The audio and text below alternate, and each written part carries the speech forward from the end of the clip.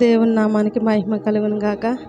అయ్యగారు అమ్మగారికి కూడా నా హృదయపూర్వక వందనాలండి. సంఘం అందరికీ నా హృదయపూర్వక వందనాలు. ప్రభువారు మన కొరకు సిలువలో 7 మాటలు పలికారండి. 7 మాటలు కూడా ఫస్ట్ మాట, తండ్రి వీరేమి చేయుచున్నారో వీరెరుగను గనుక వీరిని క్షమించమని చెప్పేసేసి ప్రభువు పలికారండి. ఆయన సిలువలో చాలా మరణ వేదనను అనుభవించారు. సిలువ వేయబడడానికి కారణం ఏంటంటే ఆయన ఏ కారణం కూడా ఆయనకి లేదండి. సిలువ వేయాలి అనడానికి కూడా ఆయనకి సిలువ వేయవలసిన పని కూడా లేదు. కానీ ఎవరి కోసం మరణం అయిపోయాడండి. ఆయన ఏ పాపము చేయలేదు. ఆయన పాపమే కాకుండా ఏది తప్పిదం అనేది ఆయనలో లేదండి. అయినా కానీ మన కోసం ఆయన సిలువ వేయబడ్డాడండి. సిలువ వేయబడ్డాడు అంటే కనుక దానికి ఒక కారణం ఉంటుందండి. రోమన్ ప్రభుత్వంలో ప్రతి ఒక్కరిని కూడా పాపము చేసిన వారిని ఎవరినైనా సరే సిలువ వేస్తారండి. సిలువ వేస్తారు అంటే కనుక వారు బందిపోటు దొంగలు అంటే కనుక చాలా భయంకరమైన దొంగతనం చేసి, బందిపోటు దొంగ అంటే కనుక ఎవరినైనా కానీ బంధించడం. అంటే కొంచెం దొంగతనం చేసేవారు ఉన్నారనుకోండి, వాళ్ళు పాపం చేసిన వారండి. బందిపోటు దొంగలంటే కనుక ఒకవేళ వ్యయము అవసరం అనుకోండి, ఒక ద్రవ్యం అవసరం అనుకోండి, అప్పుడు పూర్వకాలంలో దారంట వెళ్ళిపోయే వాళ్ళని ఎవరినైనా సరే ఏమైనా కావాలంటే ఫస్ట్ ఆఫ్ ఆల్ ముందు బంధించేవారండి. బంధించిన తర్వాత వాళ్ళ దగ్గర ఉన్నాయన్నీ తీసేసుకునేవారు.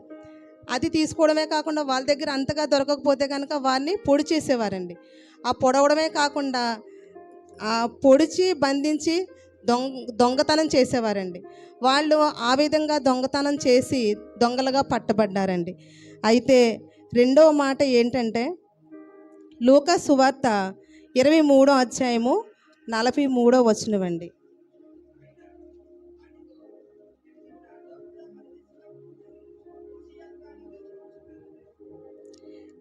దేవుడు దొంగతో చెప్తున్నాడండి, నేడు నీవు నాతో కూడా పరదేశంలో ఉందువని నిశ్చయముగా నేను నీతో చెప్తున్నాను అంటున్నాడండి. నిశ్చయముగా అంటే కనుక దేవుడు ఖచ్చితంగా చెప్తున్నాడండి. మనము ఎవరికైనా ఒక మాట ఇచ్చాము అంటే కనుక మర్చిపోతామండి. కానీ దేవుడైతే మర్చిపోయే దేవుడు కాదండి. ఏ విషయంలోనైనా సరే మాట ఇచ్చి మర్చిపోయి, అయ్యో నేను మర్చిపోయినని క్షమించమని అడుగుతామండి. కానీ దేవుడు ఇక్కడ ఏం చెప్తున్నాడండి, ఖచ్చితంగా నేడు నీవు నాతో కూడా పరదేశంలో ఉందువని చెప్పుచున్నానని అంటున్నాడండి. ఎవరితో చెప్తున్నారండి? ఈయన దొంగతో చెప్తున్నారండి. దొంగతో దేవుడు చెప్పడానికి కారణం ఏంటంటే, రెండు వైపులా అంటే కుడివైపున ఎడం వైపున కూడా 2 దొంగలు వేలాడి తీయబడ్డారండి. వాళ్ళు దొంగతనం చేసిన వారు కనుక ఖచ్చితంగా వాళ్ళు సిలువ వేయబడ్డారు. కానీ ఈయన ఏ దొంగతనం చేయలేదు కదా, అయినా కానీ ఈయన ఎందుకు సిలువ వేశారండి? సిలువ వేయడానికి గల కారణం ఏంటి అని ఆలోచిద్దామండి. ఎందుకంటే దొంగతో దేవుడు ఏమని చెప్తున్నాడంటే, నేడు నీవు నాతో కూడా పరదేశంలో ఉందువని ఖచ్చితంగా చెప్తున్నాడండి. అప్పుడు దేవుడు ఫస్ట్ దొంగ ఏమంటున్నాడంటే, లూకా సువార్త 23:32 వచనమండి.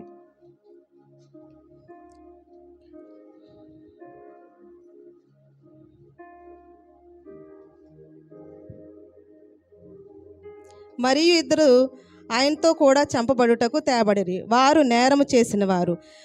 వాళ్ళు ఏం చేశారండి?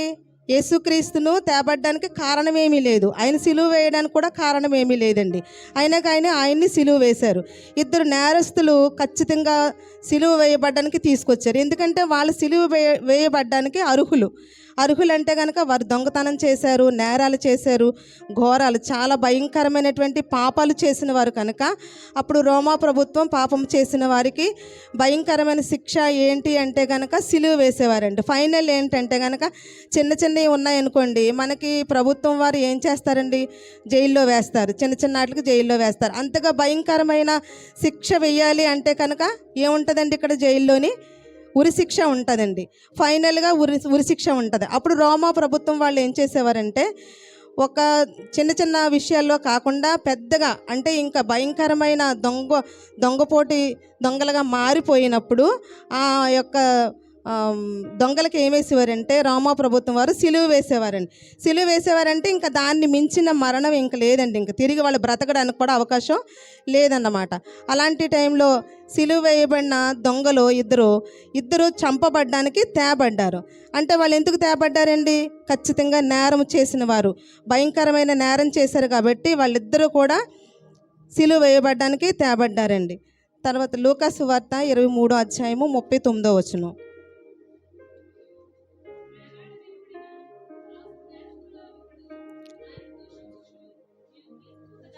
నిన్ను నీవు రక్షించుకొనుము, మమ్మను కూడా రక్షించమని చెప్పాను. వేలాడదీయబడిన ఆ నేరస్తుల్లో ఒకడు ఆయనను దూషించు, నువ్వు క్రీస్తువు కదా, నిన్ను నువ్వు రక్షించుకొనుము, మమ్మను కూడా రక్షించుమని చెప్పేసేసి మాట్లాడుతున్నాడండి. ఇద్దరు కూడా ఫస్ట్లోని దేవుణ్ణి దూషించిన వారే.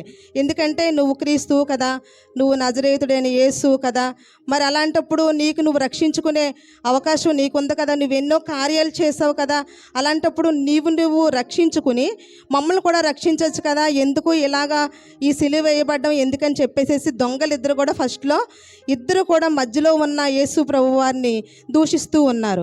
అయితే అందులోని ఒక దొంగ వేలాడదీయబడిన ఆ నేరస్తుల్లో ఒకడు ఆయనను దూషించు, నీవు క్రీస్తువు కదా, నిన్ను నీవు రక్షించుకొనుము, మమ్మను కూడా రక్షించుము అన్నాడండి. అయితే అప్పుడు యేసు ప్రభువారు అందులో ఒక కుడివైపున ఎడం వైపున ఉన్న దొంగలు అనేసరికి యాక్చువల్గా మనం ఏమంటామంటే కుడివైపున ఎడం వైపున మనం అనుకుంటున్నామండి. ఆయన పలికిన దొంగ యేసు ప్రభువారు నేరస్తుల్లో ఒక ఆయన క్షమించాడండి. ఎందుకు అన్నాడండి? నేడు నువ్వు నాతో కూడా పరదేశంలో ఉందువని నిశ్చయముగా నేను నీతో చెప్పుచున్నానని ఒక దొంగతో అన్నాడు. ఆయన ఎడం వైపు వాడా కుడివైపు వాడండి? ఎడం వైపు వాడు కుడివైపు వాడని లేదండి అసలు బైబిల్లో. ఎందుకంటే మనం నిశ్చయించుకున్నాం అది ఎడం వైపు కుడివైపు అని చెప్పేసేసి బైబిల్లో లేదండి. ఒక దొంగని మాత్రమే వ్రాయబడి ఉన్నదండి. ఆయనతో మాట్లాడుతున్నారన్నమాట నేరస్తులు. ఆయన ఏమంటున్నారంటే, తండ్రి వీరేం చేయుచున్నారో వీరెరుగరు కనుక వీరిని క్షమించమని చెప్పేసేసి దేవుడు మాట్లాడేటప్పుడు అందులో ఒక దొంగ మాత్రము ఆయన హృదయంలోనికి ఆ మాట తీసుకున్నాడండి. ఎందుకంటే ఈ యొక్క ఘోరమైన సిలువను మనం అనుభవిస్తున్నాము అంటే కనుక ఆ నేరం మనం చేశాం కాబట్టి ఖచ్చితంగా ఇది మనం అనుభవించవలసిన వారము, ఇది మనకు తగిన శిక్ష. ఎందుకంటే మనం చాలా ఘోరాలు చేసాం, 1, 2, 3 కాదు. ఎందుకంటే మనం పుట్టినది మొదలుకొని ఇప్పటి వరకు కూడా చాలా అంటే చాలా అలాంటి ఘోరాలు చేసిన మనకు ఈ శిక్ష తగినదే. కానీ ఈయన ఏ నేరము చేయలేదు, అయినా కానీ ఎందుకు ఈయన అంత భారమైనటువంటి సిలువ మోస్తూ అంత భయంకరమైన బాధను అనుభవిస్తూ కూడా చాలా ఎంతో ప్రేమతో పలికిన మాట అండి. తండ్రి వీరేం చేయుచున్నారో వీరెరుగని గనుక వీరిని క్షమించమని చెప్పేసేసి దేవుడు మాట్లాడిన మాట ఇద్దరు దొంగల్లో ఒక దొంగని హత్తుకున్నదండి. ఎందుకంటే దేవుడు ప్రతిరోజు మనము దేవుని వాక్యాన్ని వింటూ ఉన్నామండి. ఆ వాక్యాలు వినడమే కాకుండా ఆ వాక్యాన్ని మన హృదయంలోనికి తీసుకున్నప్పుడే మనము రక్షింపబడగలమండి. ఎందుకంటే ఈ లోకంలో జీవిస్తున్నాము, బైబిల్ చదువుతున్నాము, తర్వాత ప్రార్థనకు వస్తున్నాము అంటే కనుక కేవలం వచ్చి వెళ్ళిపోవడానికి మాత్రం కాదండి. ఎందుకంటే ఈ బైబిల్లో చెప్పిన ప్రతి మాటను కూడా వివరించుకుంటూ మన జీవితాల్లో నెమరు వేసుకుంటూ ఉన్నప్పుడు, దాని ప్రకారంగా జీవించినప్పుడు మనము ఖచ్చితంగా దేవుని సన్నిధిలో చేరగలుగుతామండి. అలాగా ఈ ఒక దొంగ మాత్రము ఆ మాటను గ్రహించాడండి. ఇంత బాధను అనుభవిస్తూ కూడా ఇంత భయంకరంగా ఈ మండు టెండలో సిలువ వేయబడినప్పుడు ఇంత భయంకరంగా బాధను అనుభవిస్తూ కూడా ఎంత క్షమాపణ హృదయంతో ఇంతమంది సిలువ వేయడు అని చెప్పేసి ఏ నేరం లేకపోయినా సిలువ వేసినా సరే ఎంత బాగా మంచిగా ప్రేమతో పలుకుతున్నాడు ఈయన. తండ్రి వీరేం చేయుచున్నారో వీరెరుగరు కనుక వీరిని క్షమించమని చెప్పేసేసి మాట్లాడుతున్నాడని చెప్పేసి ఒక దొంగ మాత్రం గ్రహించాడండి. గ్రహించి ఏమంటున్నాడు? వేలాడదీయబడిన వారిలో నేరస్తుడు, అది మనకి తగినది కాదు, ఎందుకు నువ్వు దూషిస్తున్నావు, నువ్వు మాత్రము ఎందుకు మనకి ఇది తగిన శిక్ష అని గ్రహించుకోవాలి తప్ప ఆయన రక్షించమని అడగడం అనేది కరెక్ట్ కాదని చెప్పేసేసి దొంగ మాట్లాడుతున్నాడండి. మార్కు సువార్త 15:32.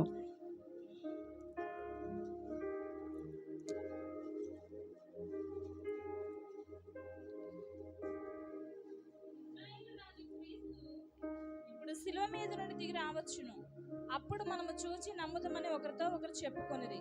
ఆయనతో కూడా సిలువ వేయబడిన వారును ఆయనను దించిరి. ఇజ్రాయేలు రాజులో సిలువ వేయబడిన వారు ఇద్దరిలో ఒకరండి. ఆయన సిలువలో వేయబడిన, మరొకసారి చదవండి.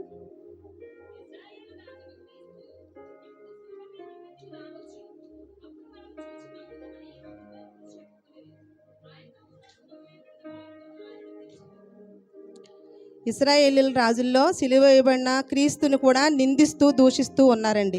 ఎందుకంటే నువ్వు క్రీస్తువు కదా, నువ్వు క్రిందికి దిగివచ్చి నువ్వు రక్షించుకుని మమ్మల్ని కూడా రక్షించవచ్చు కదా అని చెప్పేసేసి 1కి 10 మార్లు అంటూనే ఉన్నారండి. అలా అన్నప్పుడు కూడా ఆ దొంగలు మాట్లాడుతూ ఉన్నారండి. ఏమని మాట్లాడుతూ ఉన్నాడు? ఒక దొంగ మనకైతే ఇది తగినదే కానీ ఆయనకు అది తగినది కాదు అని చెప్పేసేసి మాట్లాడుతూ ఉన్నాడండి. అయితే లూకా సువార్త 23:42 వచ్చినవండి.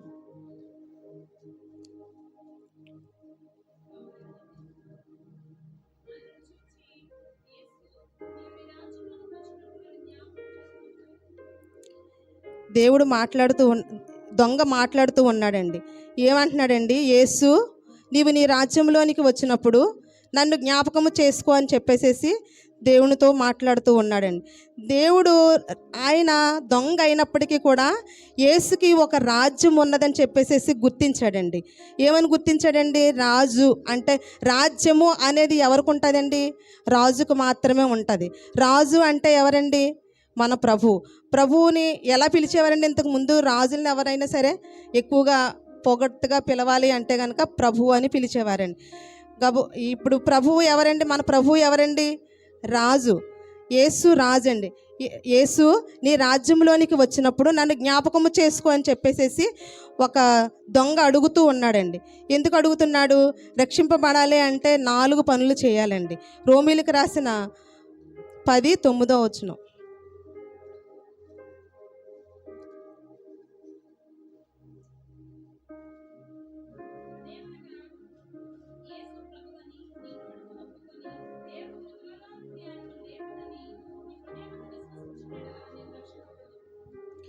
యేసు ప్రభువు నిజమైన దేవుడు అని, ప్రభువు అని నోటుతో ఒప్పుకోవాలంటండి. ప్రతి ఒక్కరు కూడా ఏం చేయాలండి? ఫస్ట్ది మనం చేసేది ఏంటండి? ఆయన మన కొరకు పుట్టాడని, తర్వాత మన కొరకు ఆయన జీవించాడని, మన కొరకు మరణం పొందుతున్నాడని, మన పాపాల నిమిత్తం, మన దోషాల నిమిత్తం మన కోసం ఎన్నో శ్రమలు అనుభవించి సిలువలో మరణిస్తున్నాడని చెప్పేసేసి యేసు ప్రభువుని ఏం చేయాలండి? ఫస్ట్ నోటితో మనం ఆయన ప్రభు అని ఒప్పుకోవాలండి. ఆయన రాజు అని ఒప్పుకోవాలి. ఆయన రాజు ఆయన అన్నప్పుడు యూదుల రాజు అండి ఆయన. ఎందుకంటే శిష్యులు కూడా ఏమని అడిగారండి? యూదుల రాజు పుట్టినవాడు ఎక్కడ అని చెప్పేసేసి వెతుక్కుంటూ వచ్చారండి. ఆయనకి స్టార్టింగ్లోనే యూదుల రాజు అని చెప్పేసేసి పేరు ఉందండి. అప్పుడు దేవా నీ రాజ్యంలోనికి వచ్చినప్పుడు నన్ను జ్ఞాపకము చేసుకో అన్నాడండి. అంటే రాజ్యము అనేసరికి రాజ్యానికి ఒక రాజు ఉన్నాడు. ఆ రాజు ఈయన అని చెప్పేసేసి దొంగ గ్రహించాడండి. ఆ గ్రహించడం వల్ల ఆయన ఏమని నోటితో ఒప్పుకున్నాడండి?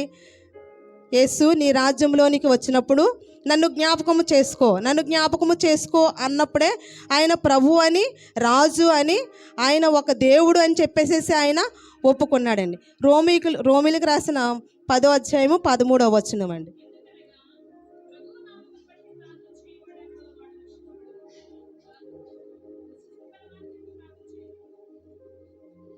రోమీలకు రాసిన 10:13 ఏమని మాట్లాడుతూ ఉన్నాడంటే, తర్వాత ఏం చేయాలంటే ప్రార్థన చేయాలండి.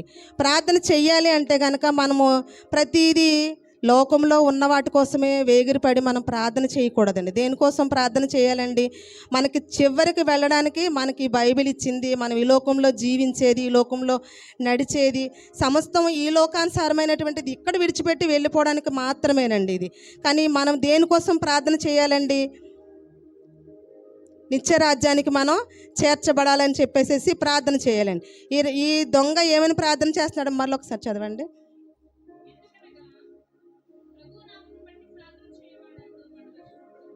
ప్రభు నామాన్ని బట్టి ఇతను బ్రతిమలాడుకుంటున్నాడండి. యేసు నీ రాజ్యములోని నన్ను జ్ఞాపకము చేసుకో. ఆ ఒక్క మాటలో ప్రభువా నీ నామములో నేను ప్రార్థన చేస్తున్నాను, నిన్ను వేడుకుంటున్నాను, నీ రాజ్యంలో నన్ను జ్ఞాపకము చేసుకొని ఏమని చేస్తున్నాడు ఈయన? ప్రార్థన చేస్తున్నాడు. అయితే దొంగకి అసలు యాక్చువల్గా బాప్తిస్మం లేకుండా ఏమీ లేకుండా ఎలాగా రక్షింపబడిపోతారండి? మనం కూడా రక్షణ లేకుండా దేవుని రాజ్యంలో చేర్చబడ్డము అనేది అది అసాధ్యము. ఎందుకంటే బాప్తిస్మం తీసుకోవాలి మనం, అప్పుడే దేవుని రాజ్యానికి వెళతామనేది ఒక నిర్ణయం మనకు ఉన్నదండి. అయితే ఇప్పుడు ఈ దొంగ మాత్రము బాప్తిస్మం పొందలేదు, ఏమీ పొందలేదు, కానీ దేవుని రాజ్యంలోనికి చేర్చుకోమంటున్నాడు. అప్పుడు దేవుడు ఏమంటున్నాడు? నిశ్చయముగా నీవు నాతో కూడా పరదేశంలో ఉందని చెప్పేసి దేవుడు చెప్తున్నాడు.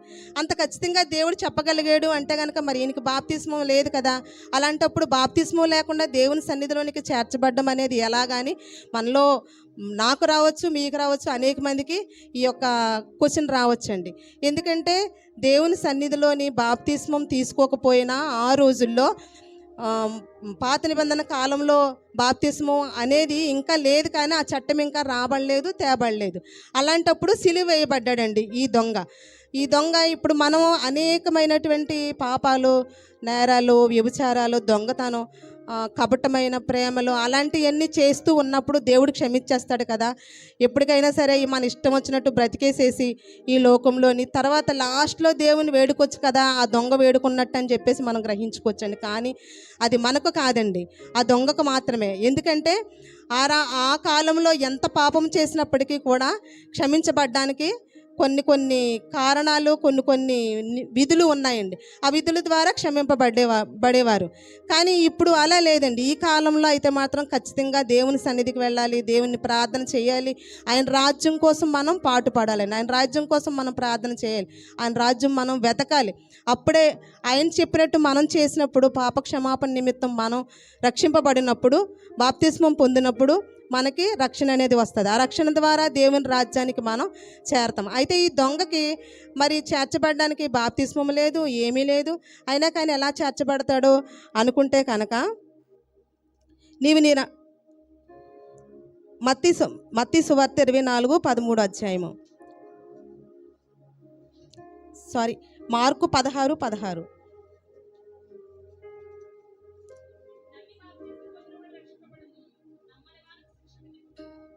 నమ్మి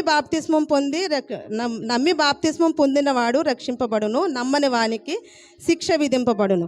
ఇప్పుడు నమ్మితేనే బాప్తిస్మం అయిపోతుంది, నమ్మితే రక్షించబడిపోతాము అనుకుంటే మనం కూడా యేసు ప్రభువుని మన కొరకు సిలువలో మరణించాడు, ఆయన మన కోసం పాటుపడ్డాడని చెప్పేసేసి ఒక్క మాట నమ్మితే సరిపోతుందండి? సరిపోదండి. ఎందుకంటే ఇప్పుడు ఈ దొంగ ఉన్నాడు అంటే కనుక వేలాడదీయబడిన ఈ దొంగలోని ఫస్ట్ ఆఫ్ ఆల్ దేవుణ్ణి నోటితో ఒప్పుకున్నాడు, తర్వాత ప్రార్థన చేశాడు. ఇప్పుడు బాప్తిస్మం తీసుకోవాలి అంటే కనుక, రక్షింపబడాలి అంటే ఈ దొంగకి ఎలా సాధ్యం అవుతుందండి? ఏ విధంగా కూడా సాధ్యం కాదు. ఎందుకంటే బాప్తిస్మం తీసేవాళ్ళు ఉండాలండి. బాప్తిస్మం తీసుకోవాలంటే ఈయన కిందకు వచ్చి అప్పుడు బాప్తిస్మం తీసే చోటకి వెళ్ళాలండి. కానీ ఆ అవకాశం ఏమీ కూడా లేదు. ఇప్పుడు సిలువలో ఉన్నాడు, ఆయనకి బాప్తిస్మం కావాలి. బాప్తిస్మం లేకపోతే నమ్మి బాప్తిస్మం పొందిన వారే రక్షింపబడతారు, లేకపోతే శిక్ష విధింపబడతారు. అలాగని చెప్పేసేసి ఈయన శిక్షను కోరుకోవడం లేదండి. అప్పుడు ఏమని ఆలోచిస్తున్నాడండి ఆయన ఏ విధంగానైనా సరే రక్షించగలిగే సామర్థ్యుడు, ఇంత ప్రేమామయుడు. ఎందుకంటే మొదటి మాటలో ఉంది కదండి, వీరేమి చేయుచున్నారో వీరు ఎరుగరు కనుక వీరిని క్షమించమని చెప్పిన దేవుడు ఖచ్చితంగా నన్ను కూడా ఆయన రాజ్యంలో చేర్చుకుంటాడని చెప్పేసేసి అందుకే ఆ మాట పలుకుతున్నాడండి. యేసు నీ రాజ్యంలోనికి వచ్చినప్పుడు నన్ను జ్ఞాపకం చేసుకో అంటున్నాడండి. అప్పుడు ఈయన మనసుతో అంటే కొన్నిసార్లు మనం బయటికి చెప్పుకోలేని పాపాలు ఉంటాయండి. ఎందుకంటే మనుషులు ఏదైనా చిన్న పాపం చేశారు అంటే కనుక సమాజంలో చాలా రకంగా మాట్లాడుతూ ఉంటారు, తర్వాత ఒక రకంగా చూస్తూ ఉంటారండి, మనల్ని బయట పెట్టేస్తూ ఉంటారు.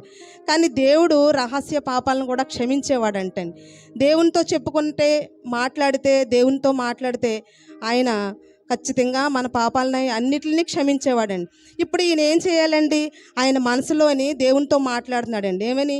మనసుతో మాట్లాడుతున్నాడు, మనసుతో ఆయన్ని క్షమించమని అడుగుతున్నాడండి. ప్రభువా నువ్వు నన్ను క్షమించగలిగే సమర్థవంతుడు అని చెప్పేసేసి మనసు ద్వారా ఆయన బాప్తిస్మము తీయబడుతున్నాడండి ఇక్కడ.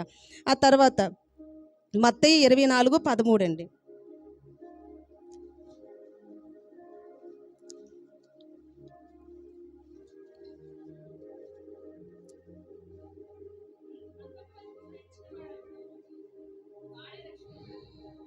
అంతము వరకు సహించిన వాడు ఎవడో వాడే రక్షింపబడినని ఉందండి. అంతము వరకు అంటే కనుక చివరి వరకు, మనము పుట్టినది మొదలుకొని మనం చనిపోయే వరకు కూడా ఏ శ్రమైనా, ఏ బాధ అయినా, ఏ కష్టమైనా సరే దేవుణ్ణి విడిచిపెట్టకూడదండి. చివరి వరకు కూడా ఆయన్ని సమీపించే ఉండాలి, ఆయనకు దగ్గరగానే ఉండాలి, ఆయన్ని వేడుకుంటూనే ఉండాలి, ఆయనలోనే ఉండాలి. కష్టమైన నష్టమైన ఏమైనా సరే, ప్రభువా నేను నీతోనే నాయన, నీ రాజ్యంలో నేను చేర్చబడాలి తండ్రి అని చెప్పేసి ఈ లోకంలో ఎన్ని కష్టాలు వచ్చినా ఎన్ని పక్కన పెట్టేయాలండి. ఈ లోకంలో ఎన్ని బాధలు వచ్చినప్పటికీ కూడా మనం పక్కన పెట్టేయాలండి. ఎన్ని శ్రమలు వచ్చినా పక్కన పెట్టాలి. దేవా నేను నడిచే ప్రతి నడవడిక కూడా నీకు అనుకూలంగా ఉండాలి ప్రభు అని చెప్పేసి మనం ప్రార్థన చేయాలండి. అంతవరకు కూడా మనం సహించినప్పుడే ఆయన రక్షణ మనలోనికి వస్తుందండి. ఆయన మనల్ని రక్షిస్తాడు ఖచ్చితంగాను. ఈ దొంగను రక్షించిన దేవుడు ఖచ్చితంగా మనల్ని రక్షిస్తాడండి. ఎందుకంటే ఈ దొంగ ఏమనుకుంటున్నాడంటే ఈ 4 పనులు చేశాడండి. మొట్టమొదట యేసు ప్రభు అని రాజు అని ఒప్పుకున్నాడండి. తర్వాత ప్రార్థన చేశాడు. తర్వాత బాప్తిస్మం అంటే మనసుపూర్వకంగా ఆయన్ని అంగీకరించాడు కాబట్టి ఆయన అక్కడే బాప్తిస్మం పొందగలిగాడండి, సిలువలోనే. తర్వాత ఆయన్ని అంతము వరకు అంటే ఆయన ఇంకా సిలువ వేయబడిన తర్వాత ఆయన చనిపోయే వరకు కూడా, ఆ దొంగ కూడా చనిపోయే వరకు కూడా కనిపెడుతూనే ఉన్నాడండి. ఎందుకంటే ఈయన నన్ను కూడా క్షమిస్తాడు, ఇంత బందిపోటి దొంగను కదా నేను, అయినా కానీ శిక్ష మాకు తగినదే, కానీ ఈయనకి తగినది కాదు, ఎంత మంచి దేవుణ్ణి శిక్ష వేశారు, అయినా కానీ ఈయన రాజ్యంలో నన్ను చేర్చుకుంటాడన్న ఆశ మాత్రం ఆయనలో ఉందండి. ఆయన ఆశను దేవుడు ఏదన్నా మనం కోరుకున్నాం అనుకోండి, మన ఆశను తీర్చే దేవుడు తప్ప తీర్చలేని దేవుడు కాదండి. ఆయనకు అసాధ్యమైనది ఏది లేదు. అలాంటప్పుడు ఆ దొంగ మాత్రం దేవా నీ రాజ్యంలో వచ్చినప్పుడు నన్ను జ్ఞాపకం చేసుకో అన్నప్పుడు దేవుడు ఏమన్నాడండి, నేడు నువ్వు నాతో కూడా పరదేశంలో ఉందివని చెప్పేసి నిశ్చయముగా నేను నీతో చెప్పుచున్నాను అన్నాడండి. దేవుడే మొదటగా ఆయన రాజ్యంలోనికి వెళ్ళి తర్వాత ఈ దొంగను చేర్చుకున్నాడండి. అనేక పాపాలు చేసిన బైబిల్లో చాలామంది రిఫరెన్స్లు ఉన్నాయి, కానీ టైం లేదు. చాలామంది పాపాలు చేసిన వారు ఉన్నారండి, కానీ దేవుడు విడిచిపెట్టలేదండి, ఎవరిని విడిచిపెట్టలేదు దేవుడు. చివరి టైంలో కూడా ఆ దొంగని క్షమించే క్షమాభీక్షను కలిగి ఉన్నాడండి ఆయన. ఎందుకంటే ఆయన ఇంకా బ్రతికుంటే ఇంకా ఇంకా ఇంకా ఎంతోమందిని రక్షించాలి, ఎవ్వరు నశించిపోకూడదు, ఎవ్వరు ఏ పాపము చేసిన వారు కూడా నశించిపోవడం ఆయనకి ఇష్టం లేక ఇంకా లాస్ట్లో కూడా ఆ దొంగను కూడా క్షమించి ఆయన అక్కడ పరిచర్య చేసినట్టుగా అనిపిస్తుందండి ఆయన మనసుతో. ఇప్పుడు మనం సిలువలో వేసిన దొంగను చూస్తే కనుక, ఇప్పుడు వేసిన దొంగ అంటే వాళ్ళకి శిక్ష విధింపబడడం అనేది కరెక్టే అండి. కాకపోతే ఈయన ఏ పాపము లేకుండా దున్నబడ్డాడో, చీల్చబడ్డాడు, కొట్టబడ్డాడు, ముళ్ళు కిరీటము ధరించారు, అన్ని విధాలా కూడా ఆయన చిత్రహింస భరించారండి. ఆయన రక్తపు బొట్టు ఒక్క చుక్క కూడా లేకుండా, చెమట బొట్టు కూడా లేకుండా కూడా ఆయన మన కోసం ఆయన కాచారండి. మనం అనేక పాపాలు చేస్తూ ఉన్నామండి, ఈ లోకంలో జీవిస్తూ ఉన్నామంటే అనేక రకాలుగా మన జీవితాన్ని గడుపుతూ ఉన్నామండి. కానీ దొంగ చేసిన ఈ చివరి క్షణాల్లో చేసిన ఈ దొంగ వలె మనం కూడా ప్రభువుని ఆయన్ని మనస్ఫూర్తిగా దేవుడే నా రక్షకుడు, నా రాజు, నన్ను తీసుకెళ్ళి ఆయన రాజ్యంలో చేరుస్తాడన్న ఒక నమ్మకం మనలో ఉండాలండి. ఖచ్చితంగా ఆయన కోసం, ఆయన రాజ్యం కోసం ప్రార్థన చేస్తూ ఉండాలి. మనం నమ్మి బాప్తిస్మం పొందాలండి. తర్వాత అంతము వరకు కూడా మనం సహించి ఆయన కోసం ఎదురు చూడాలి. అప్పుడే మనకి ఆ రక్షణ దొరుకుతుందండి. ఆయన క్షమించి ఆయన రాజ్యంలోనికి మనల్ని చేర్చుకుంటాడండి. ఇటు ధన్యత దేవుడు మనకందరికీ అనుగ్రహించును గాక. ఆమేన్.